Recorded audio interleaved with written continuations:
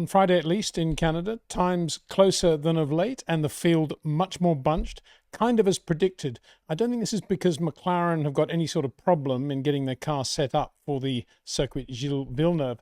I think it's more that there aren't many corners in Canada that penalise the Mercedes, the Red Bull and the Ferrari in the way that they do at some of the other circuits we've seen recently. And McLaren, if you like, in Canada, don't have quite as big a palette in which to advertise how quick their car is. It's a fairly straightforward circuit. Lots of high-speed braking, chicanes, yes, slow, medium-speed corners, but there aren't the long, fast and medium-speed corners we see at other circuits like Barcelona typically, or indeed the curbs and the traction emphasis that we have at Monte Carlo. So Canada's kind of even things out a bit purely because it doesn't give McLaren, as I say, enough exposure for some of the other things they do really well with their car. The other point about Friday in Canada is that the traffic was unbelievable. So I don't think we should read too much into the soft tyre runs either. Much more profitable, in my opinion, to look at the longer runs when, by definition, because they're out there with fuel in the car, putting on miles on the Pirellis that they, in theory, are going to be running in the race, and most of the cars were out on medium tyres on these long runs.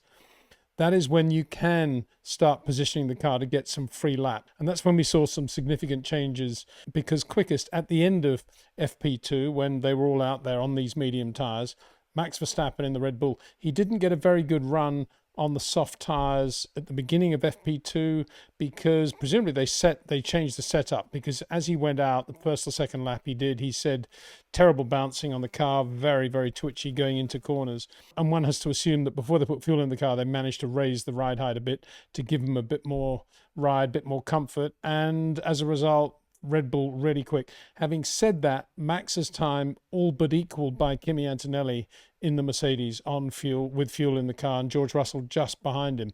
That says a lot, of course, about how well Kimi Antonelli is driving in Canada. There aren't any high or medium speed corners here really to daunt him, and he's looking really good. His short corners and his transitions really, really nice. And George Russell, meanwhile, on light fuel with a new set of mediums, devastatingly quick for one lap. A little bit more edgy, a little bit more spiky than Kimi in the way he's driving, but his car control and his judgment and his precision, as ever, just phenomenal. So Mercedes quick, light fuel and heavy fuel. Red Bull not so quick in terms of the lap time on the light fuel. Again, I don't think we should read too much into that. We'll see tomorrow where they go. But certainly with fuel in the car and with any sort of balance, Max Verstappen right up there as well. Lando Norris too, very, very quick on with fuel in the car towards the end of FP2 in the McLaren Mercedes. So they are right there. Don't think that this is a race where Mercedes will not be competitive. But interestingly today, Lando looking a little bit stronger than Oscar Piastri. Oscar having a couple of moments. One particularly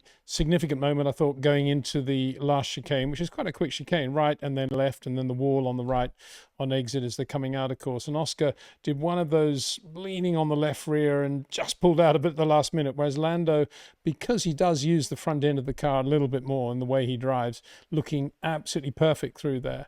Looks like a great circuit for Lando Norris, actually. Not as shorter corners as, say, Kimi Antonelli or Max Verstappen, but looking very good nonetheless in the McLaren. Charles Leclerc, the other short corner driver of great repute, where was he? Well, he did another classic Charles Leclerc on a Friday, just a ridiculous mistake very early in FP1 when he passed a slower car, a traffic thing on the outside, got on the marbles, braked a little bit too late into the first chicane. There's a short straight after the first hairpin, and then they go down to that first chicane. And he's on the outside on the marbles a bit, going a little bit too quickly.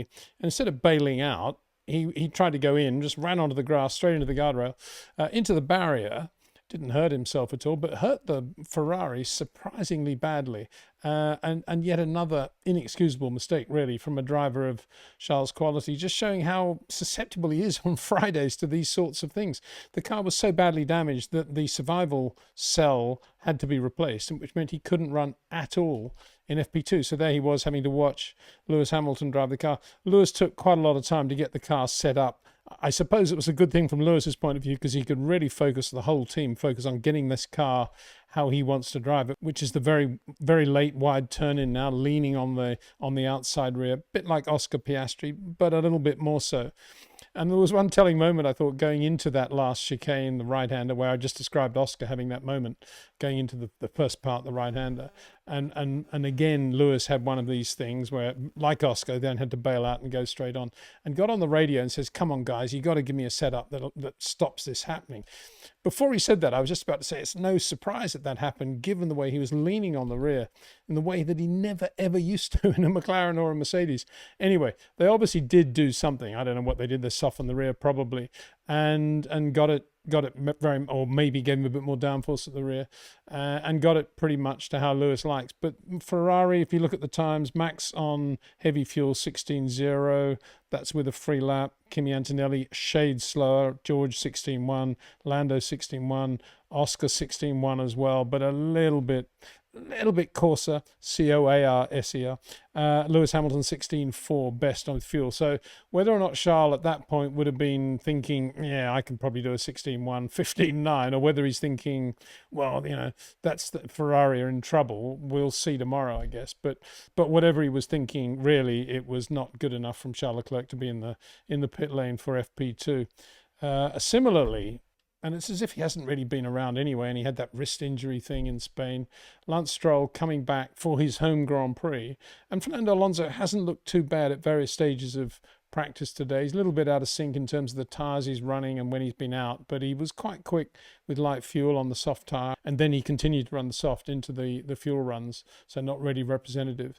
But not looking too badly. But Lance Stroll in his home Grand Prix, beginning of FP2, again, a little bit like Leclerc, I guess, with some slower traffic on his right, coming out of the second chicane, just ran wide, hit the barrier on the left, and basically broke the left front suspension. I mean, it's unbelievable that he would do that in his home Grand Prix. With the season that he's having already, there's one chance when the car's going to go half reasonably well with a Mercedes engine in the back, not too many corners to trouble the Aston Martin around here. And yet he's already done this damage to his weekend. So not very good from Lance Stroll at all. The other point to make is that both Williams look really good throughout on light fuel, particularly both Carlos and Albon looking very, very good. Heavier fuel, not quite as competitive as they were with light, which would suggest again that some of the teams out there, and McLaren, for example, running FlowViz all the way through FP1. So you've got to assume they were trying bits on the car as well. And Max doing lots of stuff, as I say. But in that context, Williams very quick on light fuel and not quite as quick on heavy fuel, maybe 3 or 4 tenths away, just a shade away from Ferrari, it looks like at the moment. The Racing Bulls also very quick, Hajar and Liam Lawson looking good in that car. Yuki Tsunoda, again, very disappointing in the other Red Bull. Yeah, Max having a bouncing problem and saying the car feels very nervous into corners. I suppose if that's the setup they've got on Yuki's car, he's going to be affected a lot more than a Max Verstappen by that. Max also saying the brakes didn't feel that good either, which would not be a great thing for Yuki Tsunoda, bearing in mind he is probably the last of the late breakers out there. So he's probably feeling he can't do what he needs to be able to do around Canada, although these days just being a late breaker doesn't add up to very much anyway. I spoke in the live stream about the section of road between turn 1 and turn 2, which is the left-hander at the end of the pit straight going into the right-hand hairpin, and how that's quite an intricate bit of road because they're coming out with a lot of load through that first left-hander, turn 1, loaded up the rear, obviously, on the exit, and then they've got to get the car stopped and turned into 2. And it's not only turned into 2, but they've also got to get the car rotated really well because after 2, there is a reasonable straight, and you can benefit if you get a great rotation and a great exit out of 2. So watching them today, it was interesting the difference I thought between Lando Norris and Oscar Piastri through there. Oscar's in this sweet spot of the car's comfortable to drive when I can feel the rear and I get on top of it and I don't make a lot of mistakes and I can always bring it home, and if things go well I can win the Grand Prix and beat Lando. And it's interesting to see what he's applied in terms of that logic, what he's applied going into that section of road, because he's not an early turn-in driver. He's got the potential to be, as I keep saying, but he isn't in 2025. And what he's doing, he's coming out of turn 1, letting the car run wide, and then not making any attempt at all to get the car over to the left for turn 2. He's just braking in a straight line into turn 2. Looks nice, but of course that means he's got a very, very slow rotation in the middle of 2. He's sort of going out wide, almost V'ing it, and then coming back across. And I suspect that Lando, who's coming out, and he is finding a little bit of a flat spot where he's able to get the car slowed with braking, still got lateral load on the car, but he's getting a little bit more room just to be able to get the car a little bit wider into two to give him a slightly better exit out of two. It's quite interesting, Lando being able to do that with the front, which Oscar, in an area where Oscar isn't treading at the moment, purely because he doesn't need to, really. Why does he need to start doing that sort of thing? He's got the best from the car the way he drives anyway. The other two drivers I thought looked really good through there. Well, actually three. Max, Antonelli, outstanding through that section of road, very like Max. George was straight line but super quick. But the other one, again, was Pierre Gasly, who looked really good in the Alpine there, even though the Alpine, of course, is a bit of a dog of a car. No offense, Dexter. So there we are. A quick message about the latest in REC watches. Big news related to Le Mans, which takes place this weekend. A 48-hour launch offer enables you to sign up for the best possible price for the latest REC limited DNA edition watch, a spectacular timepiece with a sundial crafted from the repurposed brake discs from the Porsche 956 chassis 106B, the Canon liveried car that Richard Lloyd, Dr. Jonathan Palmer and James Weber drove to second place at Le Mans in 1985, and with which Palmer and Jan Lammers won the Brands Hatch 1000 kilometers in 1984.